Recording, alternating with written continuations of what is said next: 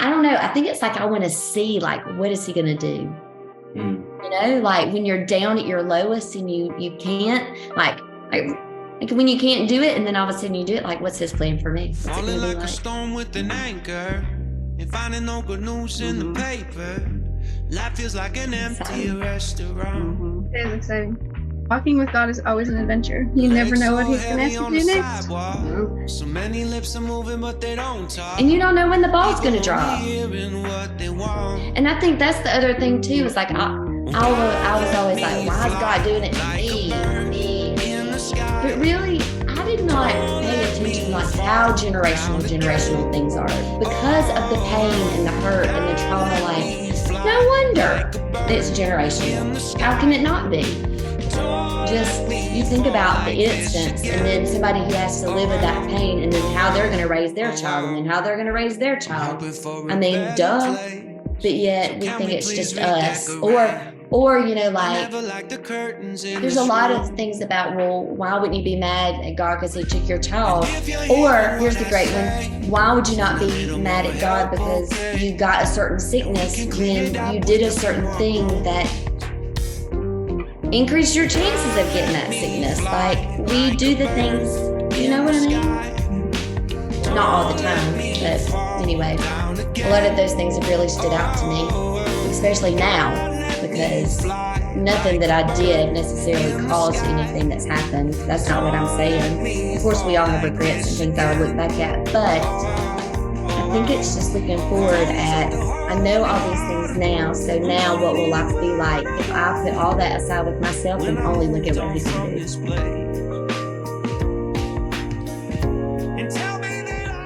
Welcome back to the Christian Women's Health Collective podcast. We are in the month of April, and if you paid attention last week, we told you that we were going to be talking to you this month about how we came into our prayer life. And we have decided that the way we want to do this is by sharing our testimony individually each week this month. And then if you want to hear the follow-up from that, you'll have to join us in membership. So this week, we're going to start with Julie. Lucky me. So, gosh, my testimony is an amazing thing. So I was one of those girls who I prayed when I needed prayer. Like, I believed in Jesus. He was real. You know, I could read the Bible, but I didn't really understand it. But that was okay because I had one. And I went to church. Some, not all the time. A lot of it was because I didn't feel comfortable in church. And I think it was my own self. Like, I would walk in going, everybody's staring at me, when really I don't even think anybody cared I was there or not. They were probably just as happy to see me. But, you know, like, I just wore this weight on me, like I did not belong in this building. It wasn't really because of God or people. It was just a very uncomfortable thing for me. And then in 2019, my stepmom really got breast cancer. And it was then I was like, okay, I need help. I need God's help because I don't know how I'm going to get through this. And so I clung to him. I found church. I found community. That was probably the first time, like, I had Jesus friends, and it felt so good because they would call and pray with me. And like, there was a difference in things that I could share with them. So it just really felt good. Well, it stayed like a good relationship, but I was not committed. You know, it was one of those things where, like, I dove all into Jesus, but then after she passed away, well, then I just kind of moved away from God, you know, and then had a divorce issue and moved back, came back. It was just like I was just there because I needed him at the moment, really. Then, of course, as you know, Zach had the accident. 2 weeks before the accident, I really cried out to God. I was like, I need help. And that day is the last day I saw Zach. But it sounds crazy, but I think that he actually prepared me that day. Because the next 2 weeks, actually the next week, it was like I was grieving like he had already left, like he had already been in the accident.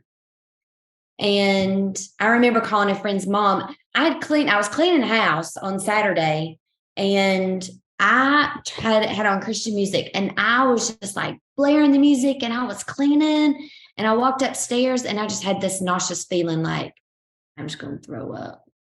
And it was like God was just holding me. It was the weirdest thing. I came downstairs and the music was still playing. And I remember getting into my closet praying. But it was like, when I got through, I was just like, Julie, that was the most powerfulest prayer you've ever said. I prayed for everybody except for Zach. And I knew that it was not me praying. Like, I knew that I was praying for him. Praying over people in my family, but it was so weird to me. Well, that night I called a friend's mom and I just cried out, like, I don't know what to do.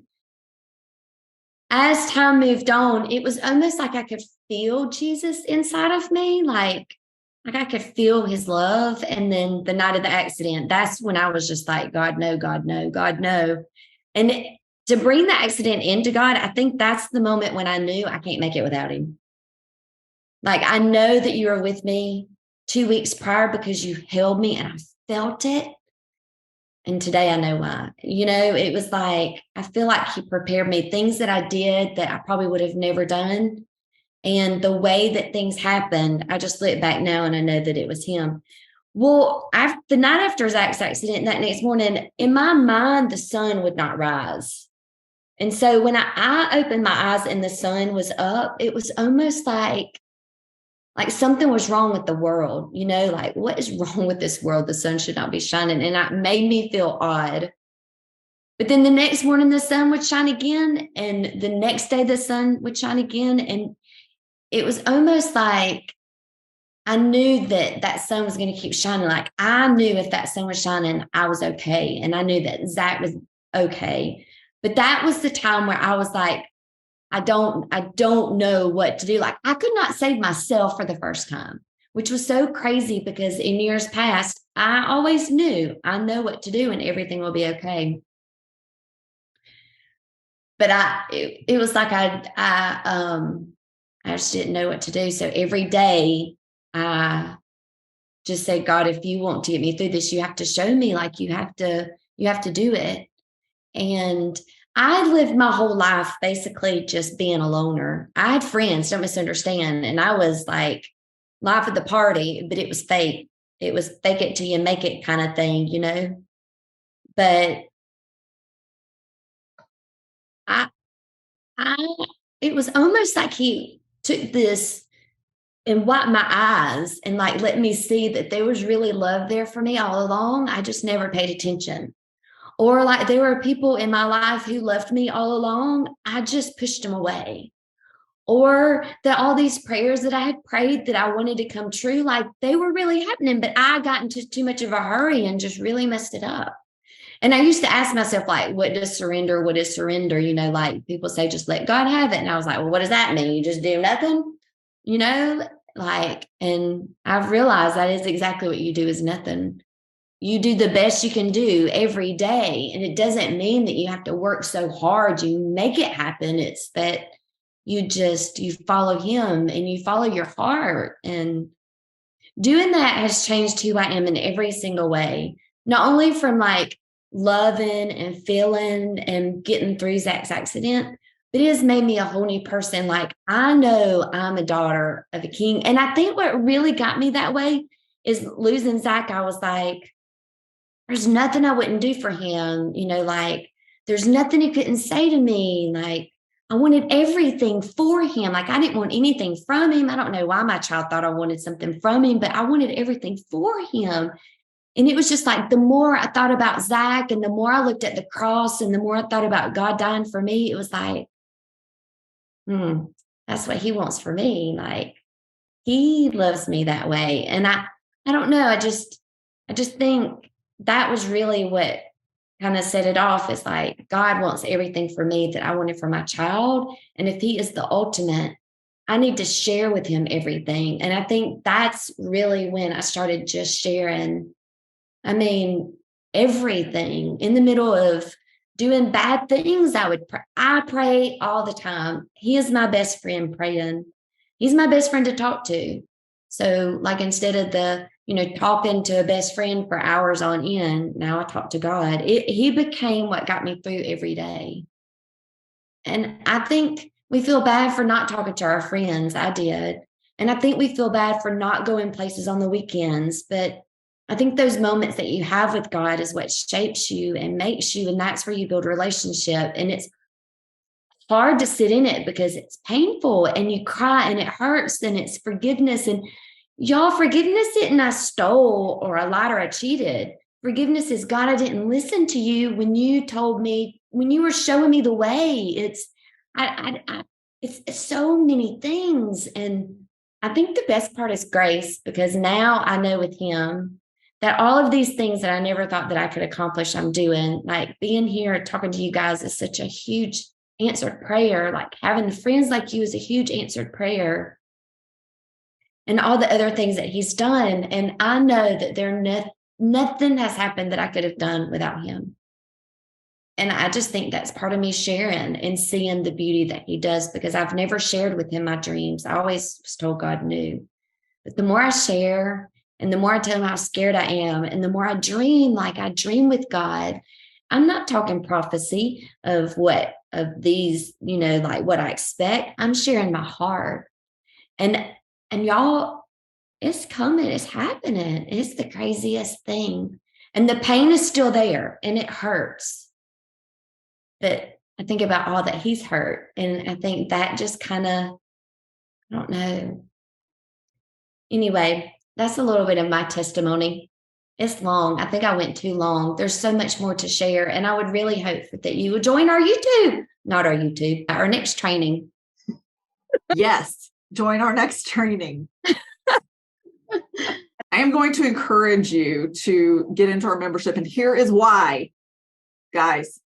The conversations that are happening in the membership group for the trainings around how God is working in our lives and how our prayer lives have changed us so much is unbelievable. You are completely missing out if you're not getting in on these trainings, because we're telling you our hearts and our testimonials here on the YouTube portion.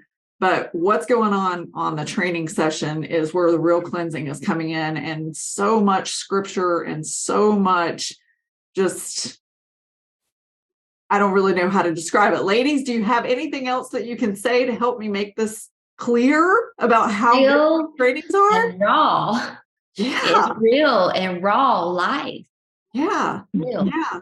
This is like, as we have evolved, we realized we've been together for almost a year now. As we have evolved into this membership group, we have gotten to know each other very well, and we are bringing so much more authenticity into these trainings with this new platform that we're using. So you're missing out. That's all I have to say. You're missing out.